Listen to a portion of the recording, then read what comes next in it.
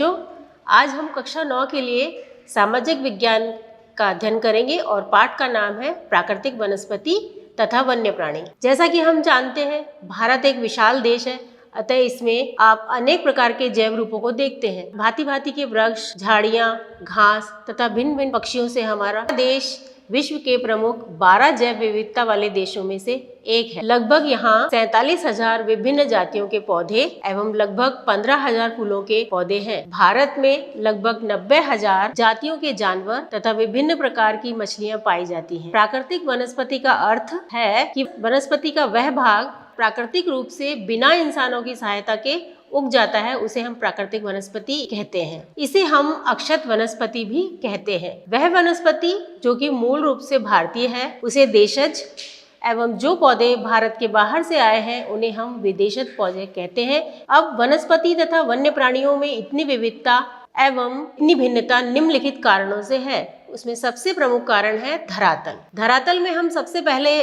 ज्ञात करेंगे भूभाग। भूमि का वनस्पति पर प्रत्यक्ष एवं अप्रत्यक्ष प्रभाव पड़ता है। पर्वत, पठार तथा मैदान पर अलग अलग प्रकार की वनस्पतियां पाई जाती हैं। अब इसके अंतर्गत हम देखेंगे, जैसे भूभाग इन बातों पर निर्भर करता है कि वनस्पति कैसी होगी। उसी में दूसरा पॉइंट है हमारा मृदा। मृदा मीन्स मिट्टी। विभिन्न स्थानों पर अलग अलग प्रकार की मिट्टी पाई जाती है जो विभिन्न प्रकार की वनस्पति का आधार है। यानी कि हम ये भी कह सकते हैं कि मृदा पर वनस्पति का बहुत प्रभाव पड़ता है। अगले पॉइंट के बारे में बात करेंगे और वो है जलवायु। जलवायु में हम सबसे पहले बात करेंगे तापमान की। वनस्पति की विविधता तथा विशेषताएं तापमान और वायु की नमी पर भी निर्भर करती हैं। जिस प्रकार किसी अलग अलग तरीके की फसल को अलग अलग तापमान की जरूरत होती है और जलवायु का उस पर बहुत ज्यादा असर और तापमान का बहुत ज्यादा असर पड़ता है। नेक्स्ट है हमारा सूर्य का प्रकाश। किसी भी स्थान पर सूर्य के प्रकाश का समय उस स्थान के अक्षांश, समुद्र तल से ऊंचाई एवं ऋतु पर निर्भर करता है कि वहाँ की वनस्पति कैसी होगी। यानी कि हम सभी जानते हैं कि सूर्य ऊर्जा का स्रोत है और पौधों के लिए सूर्य एक प्राण की तरह कार्य करता है। नेक्स्ट है इसमें वर्षण। भारत में लगभग सारी वर्षा आगे बढ़ते हुए दक्षिण पश्चिमी मानसून एवं पीछे हटते हुए उत्तरी पूर्वी मानसून से होती है। वन मनुष्यों के लिए अति आवश्यक है, ये हम सभी जानते हैं। स्थानीय जलवायु, मृदा, अपर्दन तथा नदियों की धारा नियंत्रित करते हैं। ये बहुत सारे उद्योगों के आधार भी हैं। India state of forest report 2017 के अनुसार भारत में वनों का कुल क्षेत्रफल भारत के क्षेत्रफल का 21.05% है। अब हम आगे इसमें वनस्पति के प्रकारों के बारे में जानेंगे। सबसे पहले उष्णकटिबंध सदाबहार वन, दूसरा उष्णकटिबंध पर्णपाती वन, तीसरा उष्णकटिबंधीय कटीले वन तथा झाड़ियाँ, चौथा पर्वतीय वन और पांचवा मैंग्रोव वन। अब हम बारी बारी से विस्तार में इसके बारे में जानेंगे। सबसे पहले उष्णकटिबंधीय वर्षा वन। ये वन पश्चिमी घाटों के अधिक वर्षा वाले क्षेत्रों जैसे लक्षद्वीप, अंडमान और निकोबार द्वीप समूहों, असम तथा तमिलनाडु के तट तक है। इन वनों में पाए जाने वाले व्यापारिक महत्व के कुछ वृक्ष जैसे आबनोस, मोहगनी, रोजवुड, रबर और सिनकोना है। उष्णकटिबंधीय सदाबहार वन, दूसरा उष्णकटिबंधीय पर्णपाती वन, तीसरा उष्णकटिबंधीय कटीले वन तथा झाड़ियाँ, चौथा पर्वतीय वन और पांचवा मैंग्रोव वन। अब हम विस्तार से इनके बारे में जानेंगे। तो उसमें सबसे पहले हम उष्णकटिबंधीय वर्षा वन के बारे में चर्चा करेंगे।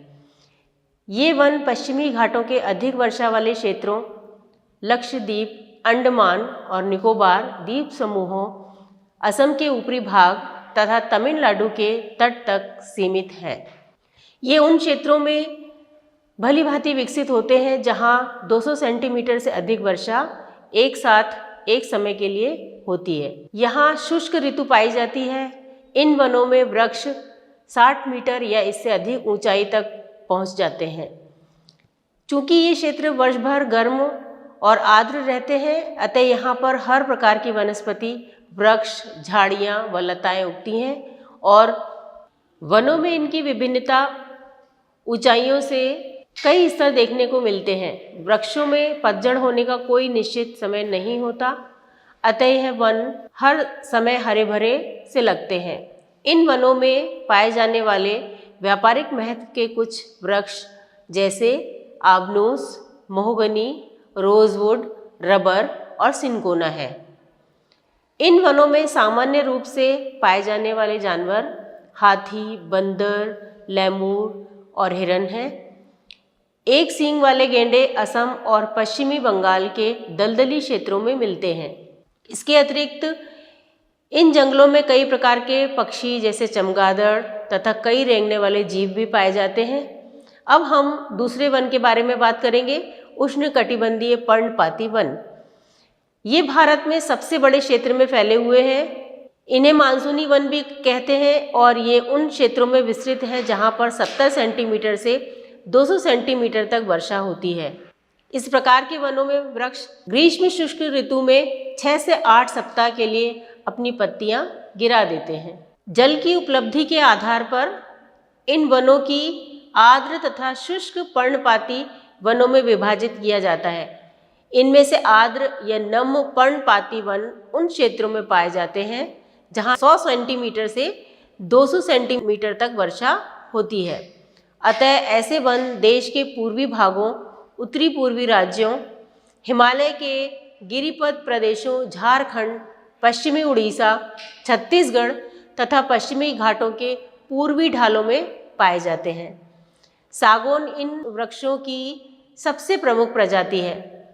बांस, साल, शीशम, चंदन, रवैर, कुसुम, अर्जुन तथा शहतूत के वृक्ष व्यापारिक महत्व वाली प्रजातियां हैं। शुष्क पर्णपाती वन उन क्षेत्रों में पाए जाते हैं जहां वर्षा 70 सेंटीमीटर से 100 सेंटीमीटर के बीच होती है। ये वन प्रायद्वीपीय पठार के ऐसे वर्षा वाले क्षेत्रों, उत्तर प्रदेश तथा बिहार के मैदानों में पाए जाते हैं। विस्तृत क्षेत्रों में प्राय सागौन, साल, पीपल तथा नीम के वृक्ष उगते हैं। इन क्षेत्रों में बहुत बड़े भाग कृषि कार्य में प्रयोग हेतु साफ कर लिए गए हैं और कुछ भागों में पशुचारण भी होता है। इन जंगलों में पाए जाने वाले जानवर प्राय सिंह, शेर, हिरण और हाथी हैं। विविध प्रकार के पक्षी, छिपकली, सांप और केंचुए भी यहाँ पर पाए जाते हैं। अब हम बात करेंगे कटीले वन तथा झाड़ियाँ। जिन क्षेत्रों में 70 सेंटीमीटर से वर्षा कम होती है वहाँ प्राकृतिक वनस्पति में कटीले वन तथा झाड़ियाँ पाई जाती हैं। इस प्रकार की वनस्पति देश के उत्तरी पश्चिमी भागों में पाई जाती है। इनमें गुजरात, राजस्थान, छत्तीसगढ़, मध्य प्रदेश, उत्तर प्रदेश, हरियाणा के अधिक शुष्क क्षेत्र सम्मिलित है। अकासिया, खजूर, यूफोरबिया तथा नागफनी यहाँ की मुख्य पादप है। इन वनों के वृक्ष बिखरे हुए होते हैं। इनकी जड़ें लंबी तथा जल की तलाश में चारों ओर फैलती जाती हैं। पत्तियां प्राय छोटी होती हैं जिनसे वाष्पीकरण भी कम होता है।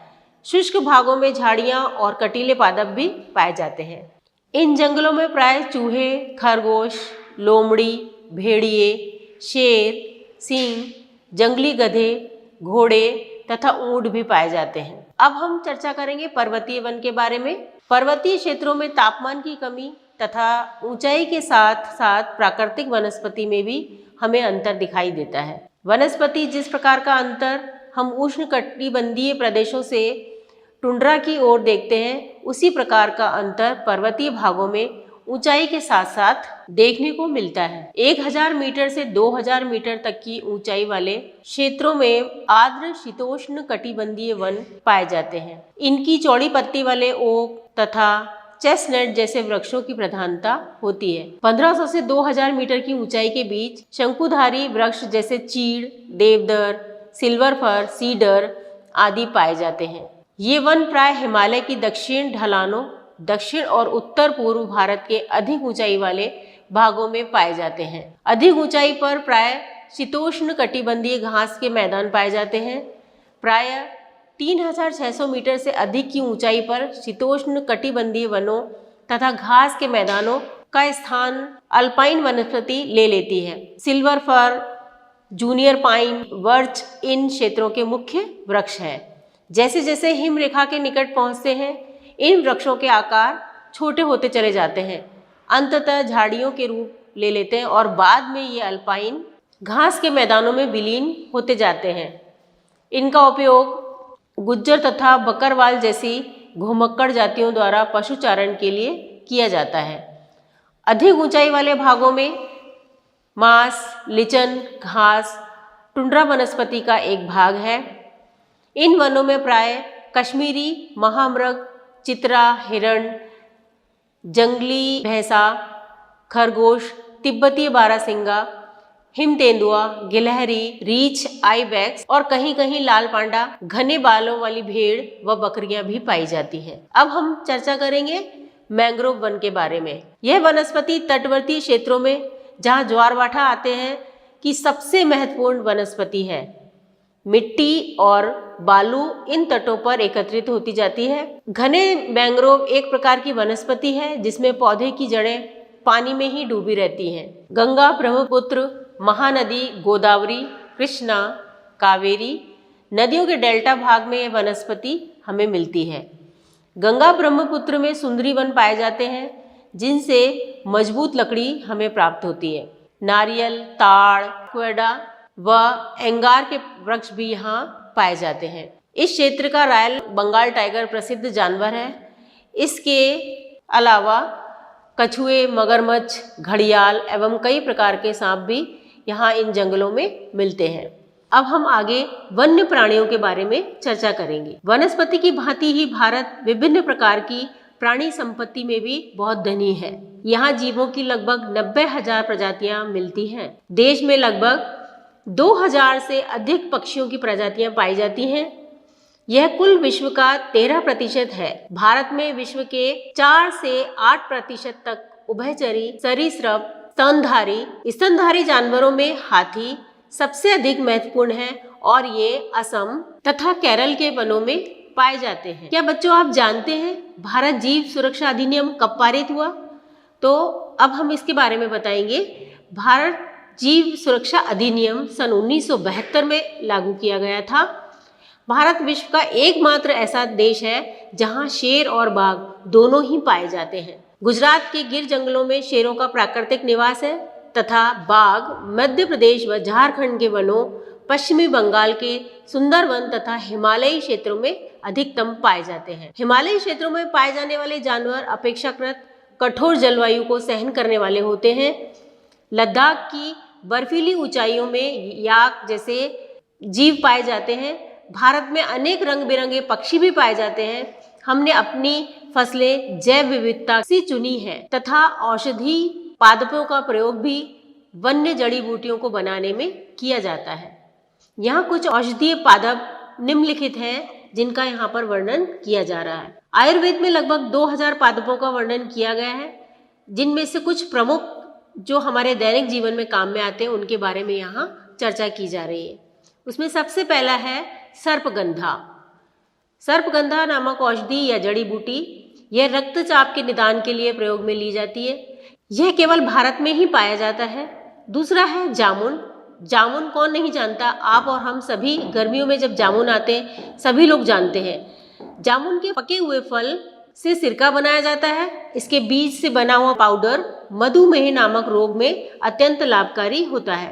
अगला है अर्जुन। इसके ताजे फलों को निकाला हुआ रस कान के दर्द के इलाज में काम में लिया जाता है। फिर है बबूल। इसके पत्ते आँख की फुंसी के लिए उपयोगी होते हैं एवं इसका गोंद शक्तिवर्धक होता है। आगे हम चर्चा करेंगे नीम के बारे में। सभी को ज्ञात होता है ये पौधा लगभग हमारे चारों ओर हर जगह मिल जाता है। यह जैव एवं जीवाणु प्रतिरोधक है। फिर है तुलसी। तुलसी का पादप जुकाम, खांसी की दवा में इसका प्रयोग किया जाता है और ये कई जड़ी बूटियों या कई दवाइयों के काम में लिया जाता है। फिर है कचनार। अल्सर व दमा के रोगों के लिए प्रयोग में लिया जाता है। जिस तरह हमें वनों से अत्यधिक लाभ है, अतः उनका संरक्षण भी अनिवार्य है। जैसा कि हम जानते हैं कि मनुष्यों द्वारा पादपों व जीवों के अत्यधिक उपयोग के कारण प्राकृतिक संतुलन बिगड़ गया है। कुछ लालची व्यापारियों का अपने अत्यधिक व्यावसायिक फायदों के कारण इनका दुरुपयोग बढ़ता चला गया।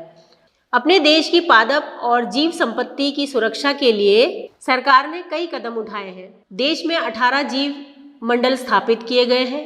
इनमें से 10 सुंदरवन, नंदा देवी, मन्नार की खाड़ी, नीलगिरी, नाकरेक, ग्रेट निकोबार, मानस, पचमढ़ी, सिम्पलीपाल, अमरकंटक की गणना विश्व के जीव मंडलों में की गई है। भारत में 103 नेशनल पार्क व 535 वन्य प्राणी अभयवन और कई चिड़ियाघर राष्ट्र की पादप और जीव संपत्ति की रक्षा के लिए बनाए गए हैं, ताकि इस अनमोल विरासत की रक्षा कर सके, पर्यावरण को भी बचाएं।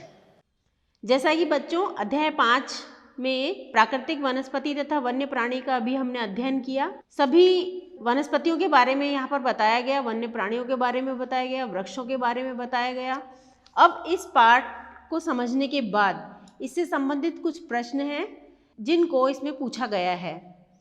प्रश्न कुछ संक्षिप्त हैं और कुछ विस्तार से दिए गए हैं। इसमें सबसे पहले है, भारत में पादपों तथा जीवों का वितरण किन तत्वों द्वारा निर्धारित होता है? जीव मंडल निचय से क्या अभिप्राय है? कोई 2 जीव मंडल निचय के उदाहरण दीजिए। कोई 2 वन्य प्राणियों के नाम लिखिए जो कि उष्ण कटिबंधीय वर्षा और पर्वतीय वनस्पति में मिलते हैं। जिसमें ये पूछा गया है कि अंतर बताइए। सर्वप्रथम वनस्पति जगत तथा प्राणी जगत, दूसरा सदाबहार और पर्णपाती वन, इनके बारे में अंतर बताइए। नेक्स्ट क्वेश्चन, भारत में विभिन्न प्रकार की पाई जाने वाली वनस्पतियों के नाम लिखिए उनकी ऊंचाई के आधार पर। भारत में बहुत संख्या में जीव और पादप प्रजातियां संकटग्रस्त हैं, उदाहरण सहित लिखिए।